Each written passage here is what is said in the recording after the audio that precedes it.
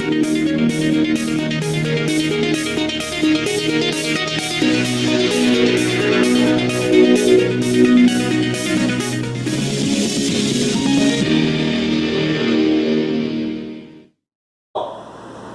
a gente vai fazer um vídeo sobre monoteísmo. Por que eu escolhi o monoteísmo? Porque eu preciso que vocês entendam como nasce um Deus só e daí da onde são as origens, para onde vai. Hoje é uma aula tranquila, não é um viés religioso, é um viés histórico. Então, pessoal de religiosidade pode assistir com viés histórico, tá bom, pessoal? Pode ter certeza que o que eu vou contar aqui na maioria das vezes está documentado na Bíblia, tá bom? Serve para o exército, para a área militar, como serve para a área dos vestibulares, tá bom? Enem, UERJ, administra tudo com isso aqui. Vamos lá. Pessoal, para eu falar de monoteísmo, eu vou pegar bem lá no início e contextualizar tudo. Eu vou falar primeiro dos povos do crescente fértil. E aí sim o monoteísmo nasce com os hebreus, mas o hebreu está incluído aqui nos povos do crescente fértil. Por que crescente fértil, professor? Fértil, porque tinha um rio próximo, todos esses povos, ou a sua grande maioria, era a margem de rios, e crescente porque ele faz menção a uma lua crescente no mapa, tá bom? Como esse mapa que vai aparecer agora. Ferrei a Isabela, porque ela vai ter que mostrar o mapa, mas esse mapa aí, tá vendo? Eu não tô vendo, mas a Isabela tá mostrando para vocês. Beleza. Entendi por que crescente fértil, voltei comigo. E aí eu vou te falar os rios. O Nilo era o rio do Egito, o Egito era as margens do Nilo. O Jordão era o rio dos fenícios e dos povos que a gente vai, e do povo que a gente vai estudar, que é o hebreu.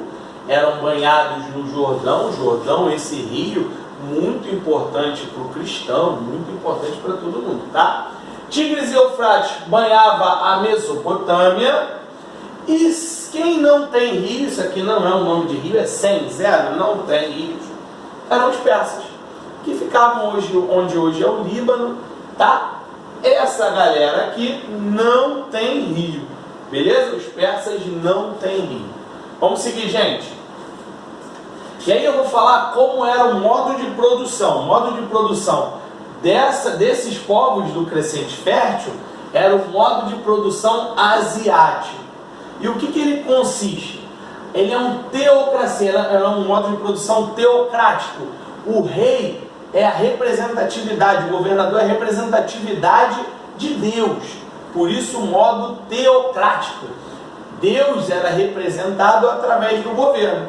Isso ajudava a entender a servidão coletiva, que era todo mundo servindo ao rei, servindo ao Estado, servindo a um ser que foi eleito por Deus. O representante de Deus era o rei, o faraó, o patriarca e todos os outros em cada povo, tá? A sociedade era estamental. A sociedade você não conseguia mudar de classe. Nasceu servo, morre servo. Virou escravo, vai morrer escravo. Nasceu faraó, vai ser faraó para o resto da vida. Tá bom, pessoal? Além disso, e nesse modo de produção asiático aqui, me dá a entender que os povos crescentes eram sociedades hidráulicas, porque banhavam-se sempre por rios. Sociedades hidráulicas, a característica é as obras de diques, canais de irrigação e represas. Essas obras faziam com que as cheias do rio, e eu estou falando muito do Egito, as cheias do rio não fizessem com que você perdesse o que plantou. Ou seja, alguns lugares que não chegavam a água, esses canais de irrigação faziam com que a água chegasse, para a gente ter uma sociedade bem mais forte, um povo do crescente fértil, tá bom? Pessoal, com relação à religião desses povos, e aí é onde a gente quer chegar, todos eram politeístas, inclusive os hebreus no início, tá? Professor, mas o senhor falou num dia desse aí, que eu não lembro bem, que o Egito foi monoteísta. Claro que foi, muito bem lembrado, meu camarada.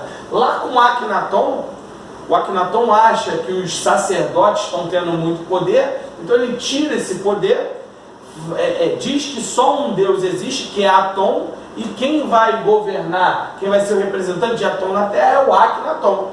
Isso, mas é uma passagem pequenininha, é um surto de monoteísmo. Logo quando o Akhenaton volta a ser politeísta. Então eu estou te falando que todos os povos eram politeístas, inclusive o povo hebreu, tá bom? Até o próximo quadro, vai dar tudo certo. Olá pessoal, e agora sim, o povo hebreu, o povo que dá origem ao monoteísmo, beleza? Como é que a coisa funciona, pessoal? A gente tem o Abraão sendo o patriarca da fé, sendo o 01 do monoteísmo. E aí como é que funciona? O povo hebreu é um povo semita, descendente de Sem, né? Descendente do filho de Noé, e tem como patriarca o Abraão. O Abraão ele vivia na cidade de Ur, no sul da Suméria. E ele vivia politeísta, com vários deuses, e o pai dele era o Terá, e vários deuses, tudo bem. Ele casou com Sara, na verdade Abraão, gente, nesse período chamava Abrão, e Sara, Saral. E Sara era filha de Terá. Opa, não entendi. A esposa de Abraão era irmã de Abraão? Sim, só por parte de pai, mas tá lá no livro Gênesis da Bíblia, mas vamos seguir. O Abraão recebe a visita de Deus.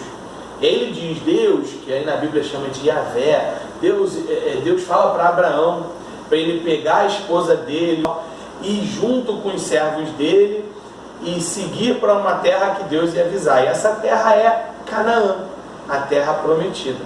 Abraão respeita o que Deus fala com ele, pega Sara, pega Ló, que é o sobrinho dele, pega os servos, todas as riquezas dele e parte para Canaã, para a terra prometida, tá bom? Claro que na terra prometida não tinha muitas riquezas, o solo era meio árido. Então Ló ele vai para uma outra cidade.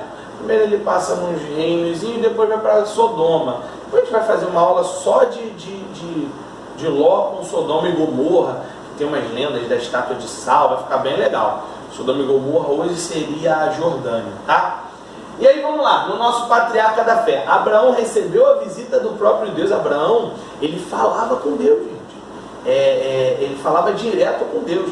E aí Deus mandou ele ir para Canaã, ele foi para Canaã, se estabeleceu em Canaã, porém, conseguiu chegar até aqui e se estabeleceu em Canaã. Beleza? Até aqui eu entendi. Vamos lá para o próximo quadro. Gente, Abraão já tinha muita idade, mas Deus prometeu para ele que a descendência dele seria maior do que as estrelas do céu. Aí eu vou chamar esse tópico de a promessa. A promessa de Deus para a vida de Abraão foi que a descendência dele seria maior do que as estrelas no céu. Aí vamos lá, Deus promete a Abraão que sua descendência seria incontável como as estrelas do céu. E Abraão, pessoal, recebendo influência da sua esposa, de Sara, ele faz um filho numa escrava dele, Agar, uma escrava egípcia. Desse relacionamento com Agar, ele tem o primeiro filho, Ismael. Esse primeiro filho, filho da escrava Agar, beleza? Até aqui. E aí, Sara, com medo de não conseguir ser mãe, né, querendo que essa promessa se cumpra, faz ele ter esse primeiro filho lá com Agar. Depois Sara engravida. E Sara tem o Isaac, o filho da promessa, o filho da esposa dele, filho de Sara. Beleza? Olha que complicação, gente. Primeiro filho quem é? Ismael, filho com uma escrava. Segundo filho, Isaac, filho com a esposa. Sara não fica muito feliz desse filho com a escrava e convence Abraão a botar para fora, né, a mandar embora a escrava Agar e o filho Ismael, o filho primogênito, mas filho da escrava. Esse filho, junto com a escrava, é posto para fora, vai embora, pega água, alguns mantimentos e vai caminhar no deserto lá de Canaã, né, vai andar. E o Isaac, que é filho de Sara, fica com Abraão. Beleza? Aqui a gente inicia aquela complicação do povo árabe com o povo judeu. Por quê? Porque para o povo árabe muçulmano, Ismael caminhou no deserto e ficou lá. E Ismael teve a sua descendência muito grande. Assim como Isaac vai para o Egito, a gente vai ver mais à frente, e depois volta, a descendência de Isaac vai para o Egito, depois volta e forma o povo judeu. É o que a gente vai estudar, tá? Nós vamos estudar o Isaac. Mas o Ismael é muito importante no povo muçulmano. Eu vou dar um exemplo para vocês, uma passagem do Corão relacionada ao Ismael. Primeiro eu vou falar que na Bíblia, na nossa Bíblia cristã, em Gênesis, tem Deus falando com Agar, falando que mulher, o que te afliges, que Ismael também seria uma grande nação, tá? Já no povo de Isaac, herança de Isaac, o povo judeu, ele entende que a descendência, a promessa é o Isaac. Então vamos entender para Ismael lá no povo muçulmano, uma passagem relacionada ao Corão, que diz o seguinte: o Ismael estava em casa com sua esposa e aí ele sai para trabalhar. Vem um senhor, e aí é Abraão, né, o pai de Ismael, visitar. E ele bate na porta, a mulher pergunta quem é, ele diz: mulher, cadê Ismael? E Ismael responde para ele, e a esposa de Ismael responde que ele tinha ido trabalhar. E aí Abraão pergunta para a mulher: e como estão as coisas, né? Alguma coisa desse tipo. E ela responde: está passando por dificuldades.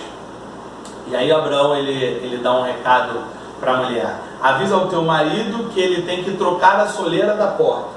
E vai embora. E aí quando o Ismael chega do trabalho, ele pergunta para ela: e aí, tudo bem? E ela responde: teve alguém, um senhor de idade aqui. E ele perguntou como estava e falou para o senhor para você trocar a soleira da porta. Ele diz que quem teve de idade era o pai dele, Abraão, patriarca, o primeiro patriarca. E trocar a soleira da porta correspondia a trocar de esposa. Olha só, gente. E aí ele separa da esposa, né? E arruma outra esposa, casa de novo e continua lá. Passa-se tempos, Abraão volta a fazer a visita e naquele mesmo cenário. O Ismael já tinha ido trabalhar e ele pergunta para a esposa onde estava Ismael. Ela fala que estava indo trabalhar e ele pergunta como estão as coisas. E ela diz: Deus seja louvado, está tudo bem. E aí, quando o Ismael volta, ele pergunta para a esposa: teve alguém aqui? Ela diz que sim, um senhor de idade. E que ele pergunta: desculpa. E Abraão vai e responde para ela: fala para o seu marido conservar a soleira da porta. E aí é alguma menção, a gente está fazendo menção, estou falando de Alcorão, estou falando de um livro sagrado do muçulmano. O Corão diz para fazer menção ao amor religioso lá, o amor fraternal entre marido e esposa. Olha que legal. Isso um livro que a gente tem por normalmente uma repulsa, né? O pessoal muçulmano só faz maldade. Não. A gente vai ter uns vídeos sobre o muçulmano que desmistifica tudo isso, tá bom? Voltamos para Isaac. Gente, Isaac, o filho de Sara, que dá origem ao povo judeu. E Abraão tem mais 6 filhos, tá? Todos eles dão origem a povos, tá bom, pessoal? Só que o grande problema nosso é isso aqui, ó. É Isaac no lado judeu, posterior cristão, e Ismael, filho de Agar, no povo árabe, tá? Ismael sobrevive no deserto e dá origem a uma série de povos, tá bom, pessoal? Lembrando o que eu preciso que vocês lembrem? Abraão sai de Ur e vai para Canaã. Agora, Canaã já não é uma cidade bem produtiva. E aí no próximo quadro a gente vai ver para onde esse cara vai. Tá bom? Até o próximo.